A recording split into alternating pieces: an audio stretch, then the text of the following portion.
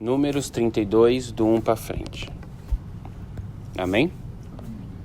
Diz assim: os filhos de Ruben e os filhos de Gade tinham gado em muitíssima quantidade, e viram a terra de Jazer, ou Jazer, e a terra de Gileade, e eis que o lugar era um lugar de gado. Vieram, pois, os filhos de Gade, os filhos de Ruben, e falaram a Moisés, e ao sacerdote Eleazar, e aos príncipes da congregação, dizendo, eles falaram isso aqui: Atarote, Dibon, Jazer, Ninra, Esbom, Eleale, Sebam, Nebo e Beon, são cidades. A terra que o Senhor feriu diante da congregação de Israel é terra de gado. E os teus servos têm gado. Versículo 5, Números 32. Disseram mais: se achamos mercê, se achamos favor aos teus olhos, dê-se essa terra em possessão aos teus servos, e não nos faça passar o Jordão. Porém Moisés disse aos filhos de Gade e aos filhos de Ruben, Moisés falando: irão os vossos irmãos à guerra e vocês ficarão aqui? Por que, pois, desanimais o coração dos filhos de Israel para que não passem a terra que o Senhor lhes deu? Assim fizeram os vossos pais, quando eu os enviei de Cades Barneia a ver essa terra. Chegando eles até o vale de Escol e vendo a terra, desencorajaram o coração dos filhos de Israel para que não viessem à terra que o Senhor lhes tinha dado. Então a ira do Senhor se acendeu naquele mesmo dia e jurou, dizendo, o Senhor Deus jurou: certamente os varões que subiram do Egito, que saíram do Egito, de 20 anos para cima, não verão a terra que prometi juntamente a Abraão, a Isaque e a Jacó, que prometi com juramento, aliás, porquanto não perseveraram em seguir-me, exceto Caleb e Josué, porque perseveraram em seguir ao Senhor. 13. Pelo que se acendeu a ira do Senhor contra Israel e fê-los andar errantes pelo deserto 40 anos, até que se consumiu toda a geração que procedera mal perante o Senhor. Eis que vós, raça de homens pecadores, Moisés falando, vos levantaste em lugar de vossos pais para aumentastes ainda o furor da ira do Senhor contra Israel. Se não quiserdes segui-lo, também ele, Deus, deixará todo o povo novamente no deserto, e sereis a sua ruína, na ruína do povo. Então se chegaram a ele e disseram: edificaremos currais para o nosso gado. Aquelas duas tribos lá estão argumentando com Moisés. Edificaremos currais para o nosso gado e cidades para as nossas crianças. Porém nós nos armaremos, apressando-nos adiante dos filhos de Israel, até que levemos ao seu lugar, e ficarão as nossas crianças nas cidades fortes por causa dos moradores da terra. Não voltaremos para a nossa casa até que os filhos de Israel estejam de posse, cada um de sua herança. Porque não herdaremos com eles do outro lado do Jordão, nem mais adiante, porquanto já temos a nossa herança desde o lado do Jordão, o lado de cá, ao oriente. Até aqui. O que vocês entenderam disso tudo? Um pouquinho só. Alguém quer falar alguma coisa comigo? Difícil? Bom, onde estão os nossos olhos? Ou com quais olhos nós estamos vendo a situação? Com os olhos humanos ou com os olhos espirituais? Com os olhos de Deus ou com os olhos do nosso eu? Então, tem sempre duas maneiras de você ver as coisas. O que está acontecendo na sua vida hoje, tem duas maneiras de você ver. Baseado no que Deus já te falou, ou seja, a promessa que você tem de Deus, você pode ver por esse prisma. Você pode imaginar que tudo está acontecendo em função da promessa que você tem de Deus. Todos nós temos uma promessa de Deus. Ou você pode ver com seus olhos humanos e argumentar com Deus e querer conversar sobre e falar por que está acontecendo isso, ou eu não vou fazer isso, ou eu vou fazer aquilo. Por exemplo, Deus tirou o povo do Egito, lembra? Lá em Êxodo. Deus tirou, o povo estava cativo, Deus tirou o povo do Egito. E Deus falou assim: vocês estão livres, eu vou mandar vocês para uma terra maravilhosa, Canaã. a terra além do Jordão. Vocês vão subir, vão passar o Mar Vermelho, sobe pela Jordânia, cruza o Jordão e entra na terra que eu vou te dar. 2 semanas de caminhada. Quanto tempo o povo ficou no deserto? 40 anos. Por que eles ficaram 40 anos andando se era para andar 2 semanas? Porque uns espertinhos olharam com os olhos humanos. Moisés está falando aqui. A situação é... Eu não sei porque que eu anoto, eu vou... A situação é... Moisés está para morrer. Está no 40º ano. 40 anos que eles estão andando no deserto, eles estão de frente com o Jordão para entrar na terra prometida. Aí são 12 príncipes, 12 tribos, 12 líderes, mais Moisés e o Eleazar, que é o filho de Arão, que substituiu o pai. Chegam 2 espertinhos para Moisés e falam: Moisés, é o seguinte, nós fomos muito abençoados por Deus. Nós temos muito gado. E essa terra aqui que o Senhor Deus nos deu, não aquela terra. Essa terra aqui que os meus olhos estão vendo, que o Senhor Deus nos deu, é a terra boa apagada. Então, quer saber? A gente vai ficar por aqui mesmo. Eu não vou cruzar o Jordão, não. Ou seja, para que eu vou ir atrás da promessa de Deus se eu já fui abençoado aqui? E aí Moisés fala: nossa, de pecadores, de novo. Imagina Moisés, ele deve falar assim: de novo, não acredito, de novo. Aí ele explica, ele fala aqui, ó, os seus pais, ó, bababá. Porém Moisés disse aos filhos de Gade e aos filhos de Ruben: irão vossos irmãos à guerra e vocês ficarão aqui? Por que, pois, desanimais o coração dos filhos de Israel para que não passem a terra? Por que vocês estão falando essas besteiras na frente dos outros príncipes para que eles não passem o Jordão? Assim fizeram vossos pais, quando os enviei de Cades Barneia a ver essa terra. Vamos ler lá naquele outro trecho, que é 13, Números de novo, mesmo livro, capítulo 13, foi o trecho que o pastor leu semana passada. 13, verso 30.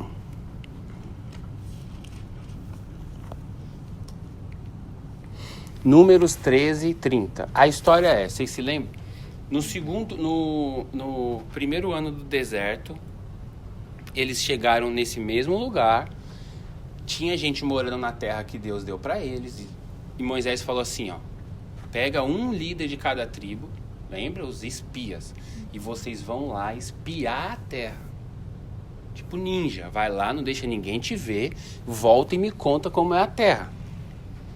Aí a gente teve aquela passagem que a gente leu semana passada de que 10 espias voltaram falando, não dá não. Como? Reclamando, falando. Não, eles até falaram assim, ó, a terra é boa como Deus falou. Porque Deus falou que a terra mana leite e mel. Eles voltaram falando, a terra é boa, a terra dá bons frutos, mas tem gigantes. E Josué e Caleb voltaram falando... Inclusive Caleb repreendeu eles. Falou, fica quieto vocês aí, porque se Deus mandou a gente ir, a terra é boa e nós vamos. Vamos ler aqui, ó. Só 2 versículos. É 13, capítulo 13, versículo 30. Tá todo mundo comigo? Você lê, João, por favor? Números 13, né? Uhum. 13 e 30. Isso. Então, Caleb fez calar o povo perante Moisés e disse: subamos animosamente e te possuamo-la em herança, porque certamente prevaleceremos contra ela. Porém, os homens... Espera aí. Olha o que Caleb falou. Certamente prevaleceremos. Como ele tinha tanta convicção assim? Ele acabou de ver as 10 pragas no Egito. Ele acabou de ver o Mar Vermelho abrir. Ele falou, se Deus mandou a gente ir, Deus já fez tudo isso, Deus vai fazer o resto. É assim que o crente anda. Ó, você não tá vendo nada de Deus, a situação tá difícil. Você olha pro que Deus já fez na sua vida e fala, se ele fez isso, ele vai fazer aqui também. Olhos espirituais, não olhos humanos. E aí Caleb falou, nós vamos entrar. E os outros 10 falaram o quê? Verso 31 e 32. Porém, os homens que com eles subiram disseram, não poderemos subir contra aquele povo, porque é mais forte do que nós. E infamaram a terra que tinham espiado perante os filhos de Israel, dizendo: a terra pelo meio da qual passamos a espiar é terra que consome os seus moradores, e todo o povo que vimos no meio dela são homens de grande estatura. Você leu o 32, né? E o 33? Também vimos ali gigantes, filhos de Anak, descendentes dos gigantes. E éramos aos nossos olhos como gafanhotos, e assim também éramos aos seus olhos. Éramos aos nossos olhos como gafanhotos. A autoestima dele estava onde? No chão. Tipo assim, eu chego pro meu líder e falo assim: eu não dou conta de fazer o que você mandou fazer. Eles falaram: aos nossos olhos nós éramos como gafanhotos. E aos olhos deles também. Como eles sabem? Se os caras eram inimigos deles. Ele não perguntou a opinião: ô, seu gigante, o que você acha de mim? Se eu fosse um pregador moderno, eu ia falar assim: tá vendo o seu problema? O seu problema é grande porque você fala que ele é grande. Que o seu problema não falou pra você que você é pequeno perto do seu problema. Só que você olha o seu problema como se você fosse um gafanhoto. Só que eu não sou um pregador moderno, então é só a Bíblia mesmo. Eles falaram assim, não, porque pregador moderno, pregador de Deus moderno, ele pega o texto bíblico e aplica pro ser humano. Porque ele quer formar o ser humano para morar na terra. Eu quero formar vocês para morar no céu. Então eu prego a Bíblia, porque aí a gente vai pro céu. Eles olharam para os gigantes e falaram: os gigantes nos veem como gafanhotos. Mas como que você sabe que eles veem vocês como gafanhotos? Vocês são o povo de Deus, vocês não perguntaram para eles. A autoestima deles era baixa. Eles foram criados como escravos. Escravo pensa como escravo. E aí Deus falou: por causa disso, ao invés de vocês andarem 2 semanas, vocês vão andar 40 anos. Por quê? Não é, na verdade, o andar. É porque vai ter que morrer todo mundo que saiu do Egito. Porque saiu todo mundo com cabeça de escravo. E Deus não é um Deus de escravos, Deus é um Deus de livres. Deus nos fez livres. Nós éramos escravos do pecado e agora somos livres em Deus. E aí depende de como nós vemos a nossa vida. Se nós nos vemos como escravos de nós, dos nossos desejos, dos nossos filhos, dos nossos pais, das nossas doenças, do pecado, ou se a gente se vê como livres em Deus.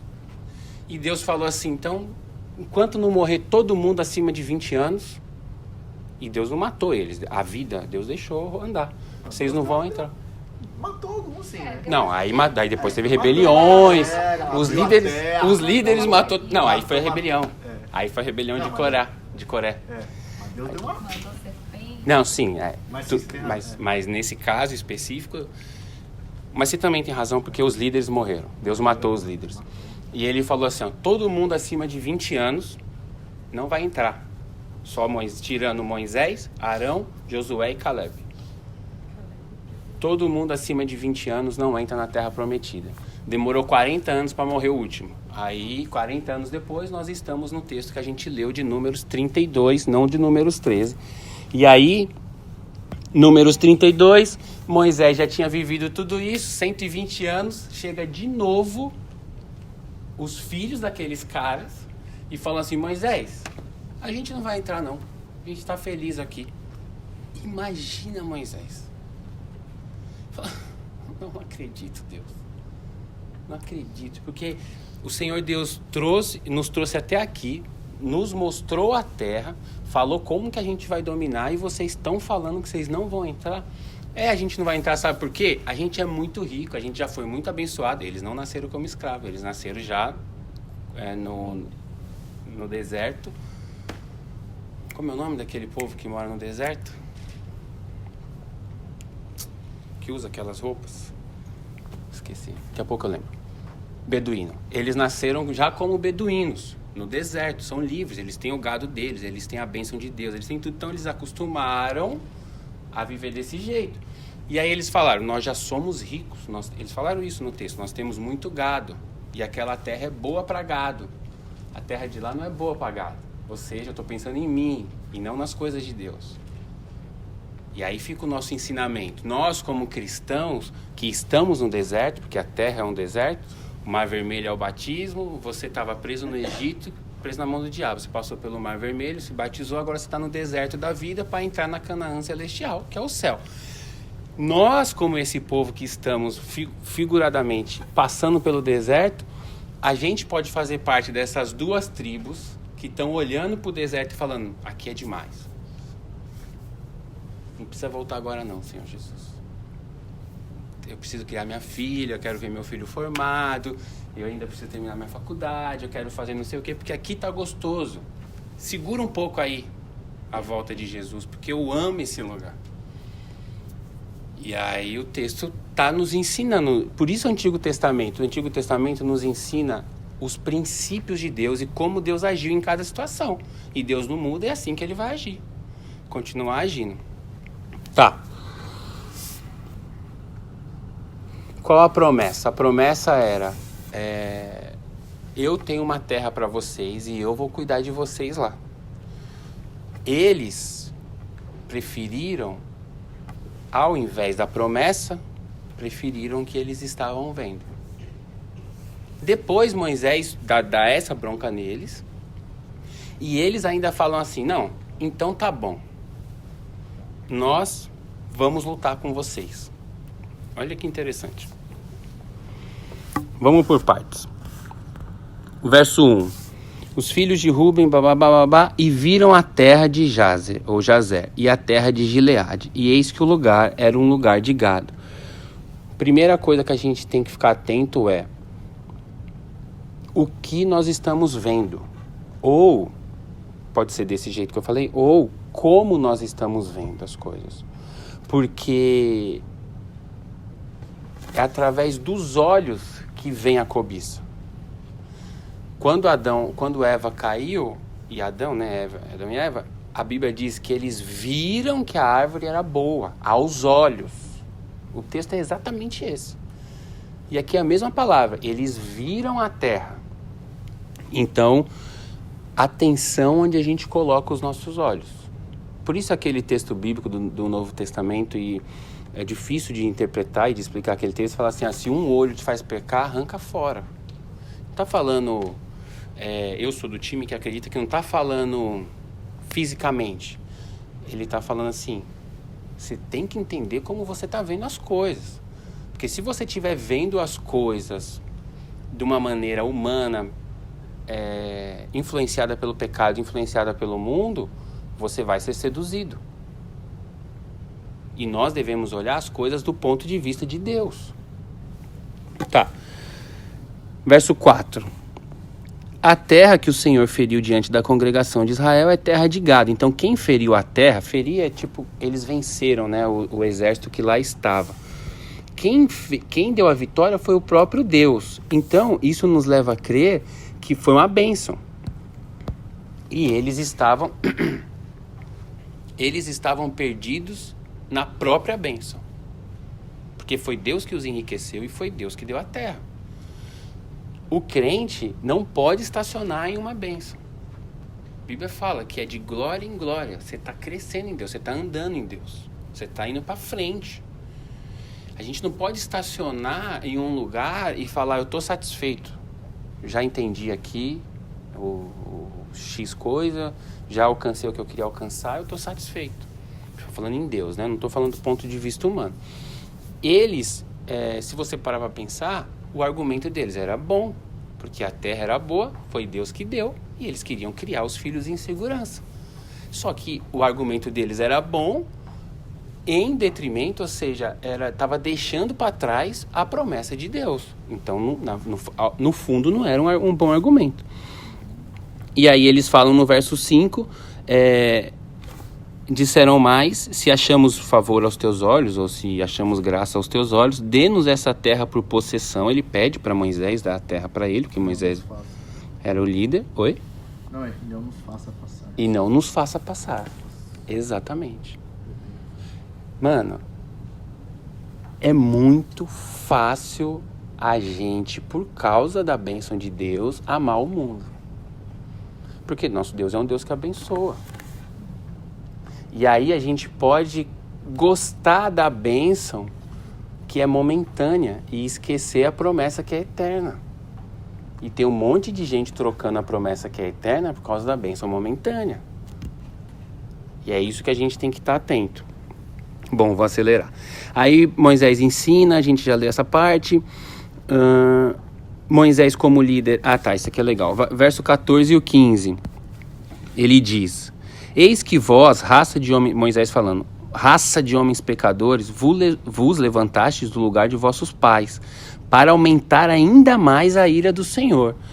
Se vocês não quiserem seguir, também ele nos deixará novamente no deserto. Moisés, ele está aplicando o que ele aprendeu antes. Antes o povo reclamou de Deus e Deus fez eu andar 40 anos no deserto. Vocês estão reclamando de Deus e por causa de vocês, Deus vai fazer a gente ficar no deserto. Então não vou deixar vocês aqui. Eu não quero ficar aqui de novo. Ele aprendeu com o erro do povo dele, ele como líder, e ele falou, não, agora eu não vou errar de novo nisso não, e vocês não vão ficar. É quando ele começa a argumentar com o pessoal. Moisés, ele estava olhando a promessa, ele estava com os olhos espirituais, e o povo estava olhando a bênção, estava olhando os próprios desejos, né? Por isso o cristianismo é uma constante morte do eu para que ele cresça. Porque se a gente ficar olhando sempre para as nossas coisas, para o que eu preciso, para o que eu tenho, para o que eu posso, para o que eu vou fazer, sempre o eu não vejo o que Deus está fazendo com os meus irmãos, com as outras tribos, né? Para seguir o exemplo do livro de Números. Então o evangelho é nada para mim e tudo para o outro. No reino de Deus é melhor dar do que receber. Sempre que a gente está preocupado conosco, a gente vai diante de Deus e a gente fala um monte de mentira para Deus, mas a gente não está mentindo para Deus. É que a gente está sendo enganado pelo mundo e aí a gente aplica isso a Deus. A gente fala que tudo que a gente faz, por exemplo, é para os nossos filhos. E muitas das coisas que a gente faz é para a gente mesmo. Para a gente, não é para os filhos. Só que os filhos, não, Senhor Deus, eu preciso disso por causa... E Deus está falando assim, eu coloquei uma pessoa do seu... Claro, você tem que cuidar do seu filho, a família vem em primeiro lugar. Eu coloquei uma pessoa do seu lado para você cuidar da pessoa e você não está cuidando da pessoa. Então, assim, qual é o tipo de cristão que você é? Imagina, tô partindo do pressuposto de uma conversa com Deus. Por quê? Porque a gente está sempre preocupado com as nossas coisas. Se a gente lê o Novo Testamento inteirinho, é o tempo inteiro Jesus falando. Quando ele mandou os 70 para pregar o evangelho, expulsar os demônios, ele falou assim, não leve 2 túnicas, você não precisa de 2, você precisa de uma só. Quantas túnicas nós temos? Um monte. Pedro, eu tenho que sair do ano? Não. Mas a gente tem que ter espaço no coração para falar, eu não preciso de tudo que eu tenho. Porque eu tenho muito para mim e eu tenho pouco para o outro. E o cristianismo é muito para o outro e pouco para mim. Porque se eu cuidar de você, você cuida do outro cuida do outro e chega em mim também, alguém cuida de mim. E aí a gente vai se cuidando. Só que a gente vive o individualismo de não, ao invés de eu cuidar do outro do outro e alguém de mim, eu cuido de mim, você cuida de você, o outro cuida de você, vocês se virem aí. E aí o diabo tá dando risada da gente, né? Tá. É possível abrirmos mão... não é uma pergunta, é uma afirmação. É possível abrirmos mão da promessa de Deus por conta do nosso bem-estar, visível e momentâneo. Temos que alinhar os nossos desejos, os nossos olhos com o plano de Deus. Essa é a luta do cristão. Alinhar, colocar lado a lado o desejo dele com o desejo de Deus. Pedir que o desejo de Deus seja o desejo dele. Então os meus desejos, deixa eu deixar isso mais fácil. Os meus desejos têm que ser, aos poucos isso, né, de uma hora para outra, tem que ser os desejos de Deus, não o contrário. Eu querer que Deus tenha os meus desejos. Então se Deus quer que eu pregue o evangelho, eu vou falar assim, putz, eu quero chegar ao ponto de desejar isso, porque isso é o que Deus deseja. Se Deus quer que, sei lá, eu faça X coisa, eu tenho que fazer X coisa e não fazer o que eu quero fazer. E quando a gente está orando para Deus os nossos desejos. Várias vezes. Todos nós, eu também, todos nós. Pai, eu preciso disso, pai, me acude aqui, pai. E às vezes você não está nem pedindo, mas você está falando os seus desejos. E quantas vezes a gente pergunta para Deus, Pai, o que o Senhor quer que eu faça? O testemunho da Lenice domingo foi, Pai, qual é a minha parte nesse caso específico, falando de oferta missionária? Qual é a minha parte nisso? Ou seja, o que o Senhor quer que eu faça nisso? Só que a gente chega para Deus com os nossos planos já e fala, Pai, assina aí o meu plano, autentica o meu plano aí, porque o meu plano é bom. Aí Deus fala, o seu plano é bom, mas você vai fazer o meu plano. E aí a gente fica nessa luta com Deus e aí a vida espiritual não anda. Não tô dizendo assim, você vai acontecer um monte de coisa legal com você, morreu, vai pro céu, tá tudo certo. Só que a vida espiritual tá stuck. Porque você tá tentando fazer o seu plano, Deus tá tentando fazer com que você entenda o plano dele, e aí você tá andando na esteira e não sai. Porque a gente tá empurrando o nosso plano para Deus. Foi o que esses caras fizeram. Tá, será que o que você está fazendo está agradando a Deus e está dentro do plano dele? É uma pergunta. Somos enganados por nossos próprios corações e os nossos achismos. O que nós podemos fazer para ter olhos espirituais? O que nós podemos fazer para entender o plano de Deus? 2 coisas. Oração e leitura de Bíblia. Porque você vai conhecer Deus lendo a Bíblia. Não tem outro jeito de conhecer Deus, tem na oração, essas 2 coisas. Você vai conhecer Deus lendo a Bíblia. E você vai se relacionar com Deus na oração. Então, quanto mais você conhece uma pessoa, mais você consegue conversar com ela. Por exemplo, se o João conheceu um amigo meu hoje, e ele não souber nada do meu amigo, eles vão conversar pouco. Até o João começar a fazer pergunta, o que você fazia no Brasil, o que não sei o que e tal. Se eu já falei bastante do meu amigo para ele, e ele se encontra, ele já fala, eu sei que você faz isso, que legal. E a conversa flui mais. Quanto mais você conhece de uma pessoa, mais tempo vocês passam conversando. Pergunta dos filhos, pergunta da escola, pergunta disso, pergunta daquilo. Então, a sua oração, ela é proporcional à leitura de Bíblia que você tem. E eu termino aqui. Quem lê mais Bíblia consegue orar mais. Não de tempo, mas orar mais profundo, de intensidade. Porque você conhece a pessoa com quem você está conversando. Quando a gente não lê Bíblia, a nossa oração é uma oração muito humana. Porque eu não conheço a pessoa com quem eu estou conversando direito. Não sei do que ele é capaz. Quando a gente lê Bíblia, a gente aprende sobre as coisas que ele é capaz e a gente fala sobre as coisas que ele quer falar. Na oração do Pai Nosso, o Senhor Jesus nos ensinou a falar que seja feita a tua vontade, assim na terra, do mesmo jeito que ela é feita no céu. Então, nós temos que desejar os desejos de Deus. A gente tem que aprender na Bíblia quais são os desejos de Deus. A gente tem que aprender na Bíblia qual é o plano de Deus. E aí a gente desejar os desejos dele e desejar o plano dele. Amém? O último comentário é sobre o texto. Esses caras falaram assim para Moisés, tá bom, eu entendi o que você falou, eu vou lá para a guerra com você. Mas quando a gente vencer, eu quero voltar para cá. Pura religiosidade. Então a gente tem um monte de gente dentro da igreja que são como Ruben e Gade, as tribos, né?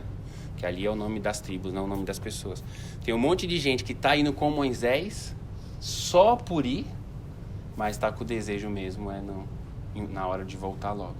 Então que a gente seja os Josués e os Calebes, os que vão olhar e falar assim, rapaz, é difícil mesmo, tem gigante mesmo, mas Deus mandou a gente ir, a gente vai. Ou como Davi contra Golias, que ficou lá olhando para o Golias, e Golias veio, e aí quando Golias falou de Deus, aí Davi subiu uma ira no coração de Davi e falou assim, não é possível que esse cara vai falar do meu Deus assim, e eu não vou fazer nada. Então que nós possamos ser as pessoas que olham para os gigantes de verdade, mas falam assim, eu vou em nome de Deus. Né? Porque Deus mandou eu ir, eu vou em nome de Deus. Eu não vou na minha própria força. Porque se for na minha própria força, eu viro as costas pro gigante e fico aqui na terra criando o meu gado. Mas se eu tô empoderado, a Erika falou que eu falei 3 vezes a mesma palavra errada domingo e tá na internet, já era. Vai ficar errado para sempre agora. Eu falei empoderado, e óbvio que não é empoderado, é empoderado. Se eu tô empoderado por Deus, eu vou atrás da promessa. Amém? Deus abençoe vocês. Vamos orar?